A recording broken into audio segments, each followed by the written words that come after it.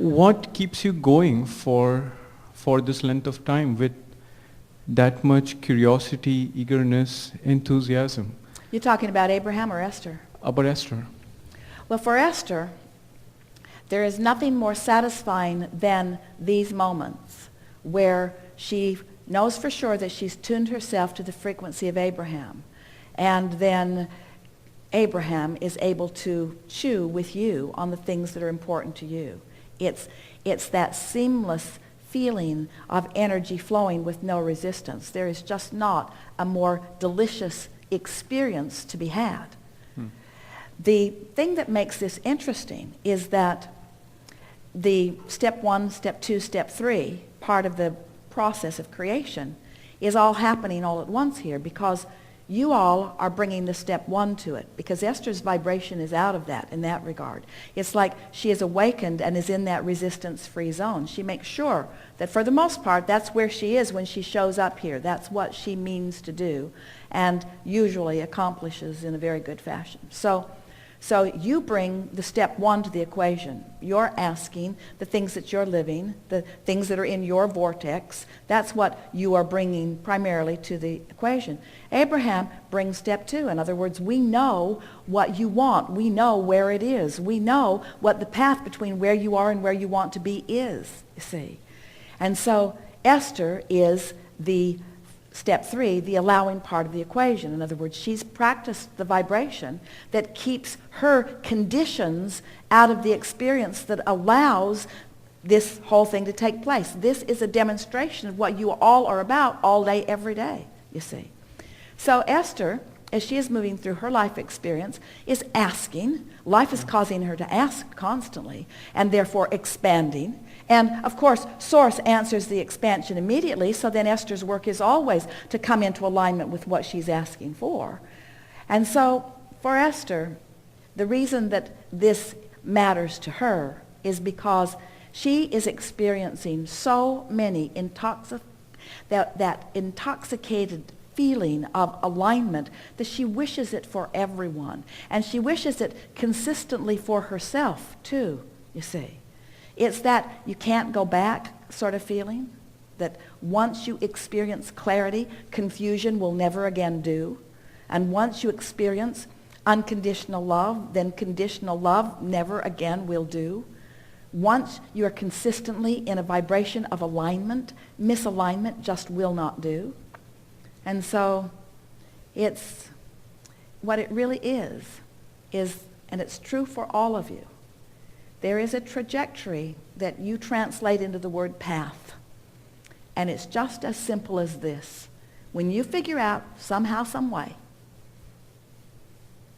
to release enough resistance, to allow yourself enough realization to find your path, when you find that path that keeps unfolding, that path that keeps calling, and you stand in the absence of should I, shouldn't I, but just the feeling of the path. That's what calls Esther. It's that feeling of the path. She couldn't find those words as clearly a relatively short period of time before.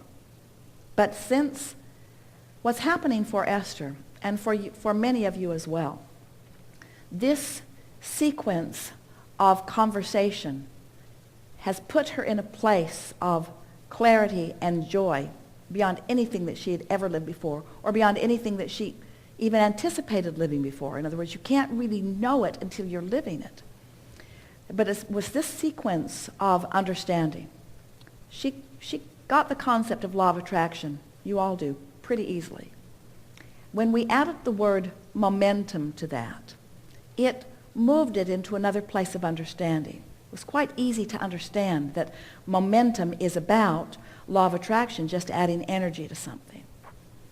She already had come to understand from years before through our conversations about the emotional guidance system and how what negative emotion means and what positive emotion means. So the idea of emotion was already well integrated within her.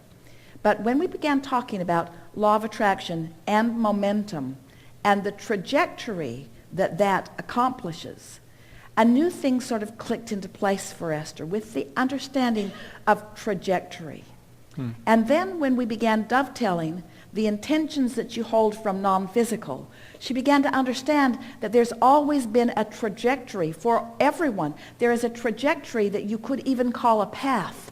There's this path of intention that you were born with that you've been adding to as you've been sifting through variety every day of your life experience. So you are dovetailing these trajectories with this dominant path. Are you sort of getting the sense of this? And anytime you find something and it blends with that dominant path, you feel pure positive energy. If you find something and you feel uncomfortable about it, it means it's not blending with your path. In other words, suddenly guidance started feeling entirely different to Esther. And then it became easier for her to let go of the conditions that she thought she needed to sort and manage and manipulate and control.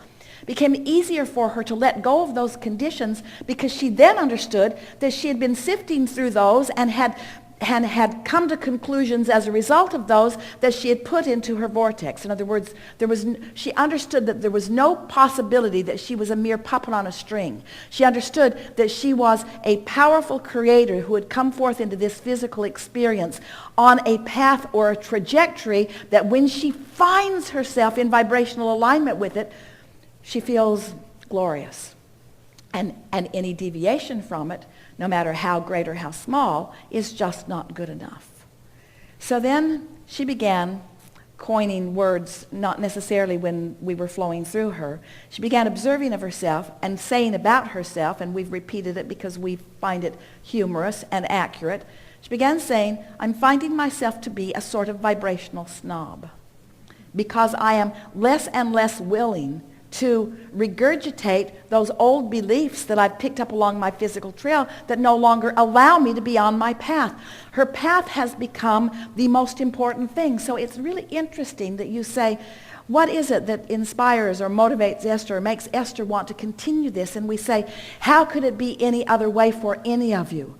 You have this path that is unfolding, that you are creating and unfolding. In other words, you're putting it out there and then you're finding it, and you're putting it out there and then you're finding it.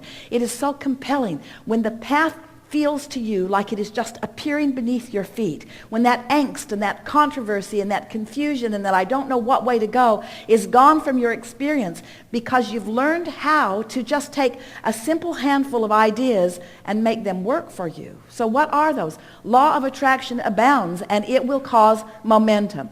And when you think a thought, momentum will ensue. And when you think a thought, the source within you is thinking a thought about the same thought that you're thinking. And when source is thinking about the same thought you're thinking, and you are in vibrational alignment with that, then you're on your path and you feel wonderful. And the energy that creates worlds is flowing through you. And what you're doing here and now is meaningful. It's magical. It's unfathomable to those who haven't learned to tap into it. In other words, your ability to focus and accomplish is just off the charts. Everything that everybody wants is about this. Whether it's a material object or a pile of money or a relationship or a place or a circumstance or an event, everything that everyone wants is because you believe you would feel better in the having of it. You believe that in the finding of that you will then be on your path.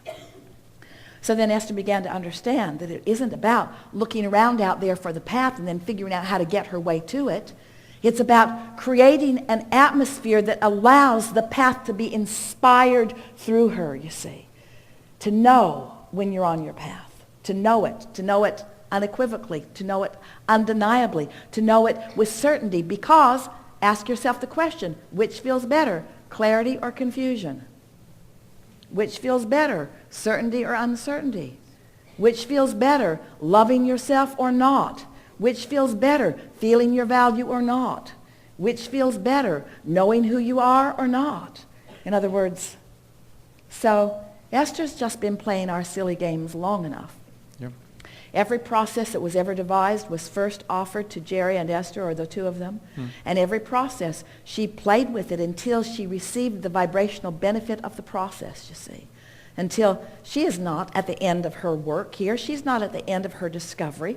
None of you ever will be. In other words, you could be in a physical life experience and you could conceivably find enough alignment here in this physical life experience that you could continue to find new things about this physical life experience that inspire you, that you could remain in your bodies long after most people are not remaining in their physical bodies. In other words, if this time-space reality has the wherewithal to inspire within you desire, then this time-space reality has the wherewithal to give it to you, provided you are on the vibrational wavelength that allows it rather than disallows it, you see.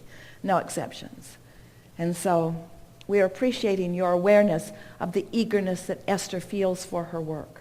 And now we will speak about our eagerness about this work. Because,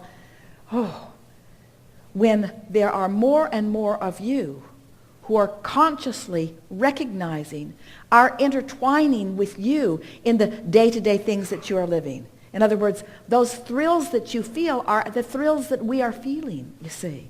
We are so all in this together. We are so all in this together. So in essence, Abraham, if I understand what you just said is, I'm trying to understand why aren't there more people that are making the impact like Esther is? And I guess there are. Because most people there are more and more, but Yes. most people are twirled up in the conditions that they are trying to sort out. So they have themselves in a holding pattern of confusion, trying to decide the rightness and the wrongness. Is gay marriage appropriate or is it not? And if it's appropriate, should they be allowed to marry? What?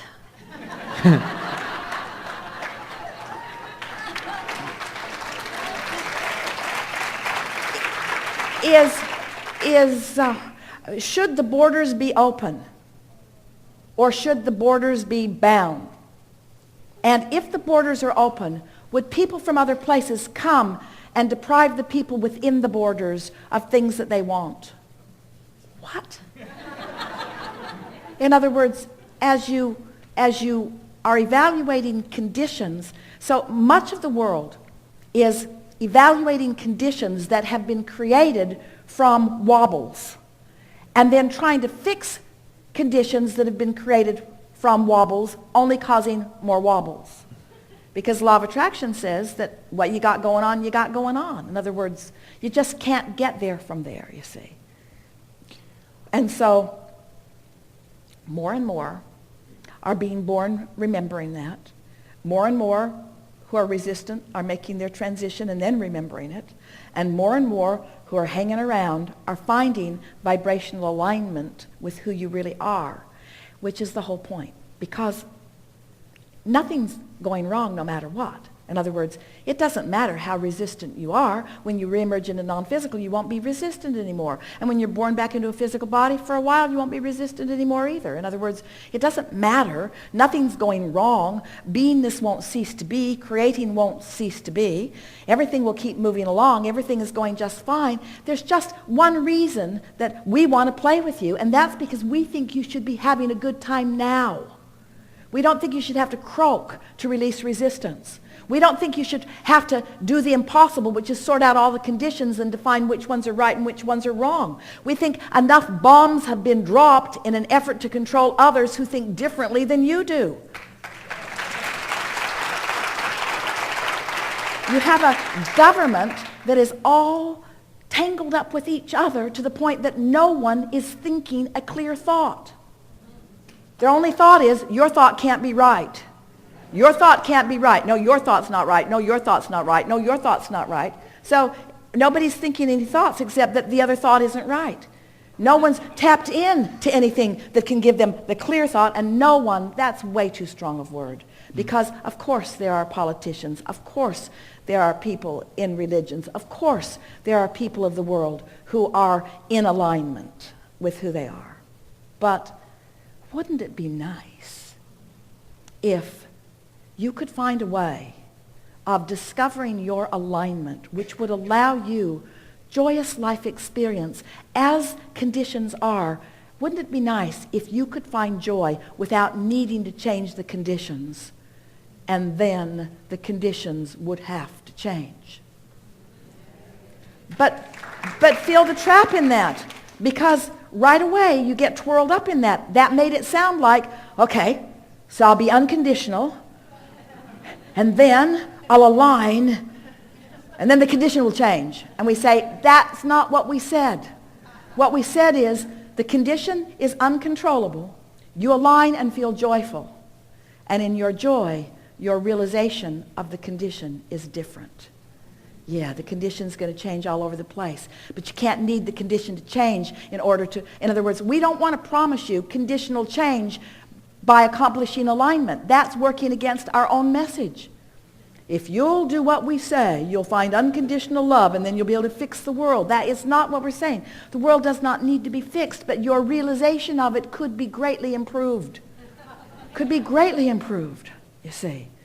Wouldn't you just like it so much if your knee-jerk response was to see the value, not the flaw?